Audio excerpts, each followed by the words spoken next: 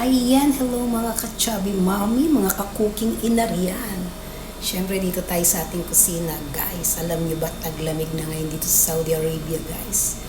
Ay, isi-share ko sa inyo, gumagawa na naman ako ng specialty nila at saka ang kanilang coffee, Arabic coffee. Yan, guys. Pakita ko sa inyo ang mga ginawa ko. At siyempre, nag-bake din ako, guys, ng cake. Ayan.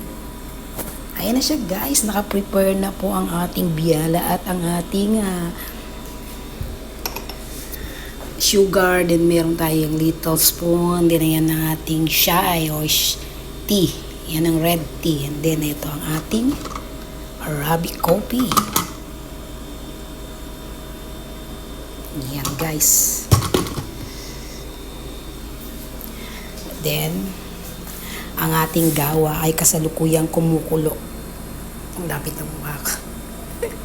Ayan, guys, Arabic coffee yan, guys. Ayan, patayin ko na para tumining na. Ayan, then syempre nakasalang din ang ating cake. Nag-bake din tayo ng cake, guys. Ayan, mamula-mula na. Pwede na siyang hanguin, guys. Bake tayo ng cake. Ayan, di ba mga ka-chubby mommy, ganito dito basta winter na ang Saudi Arabia.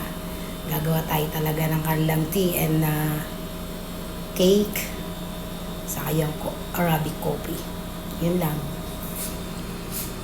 Blessed day, everyone!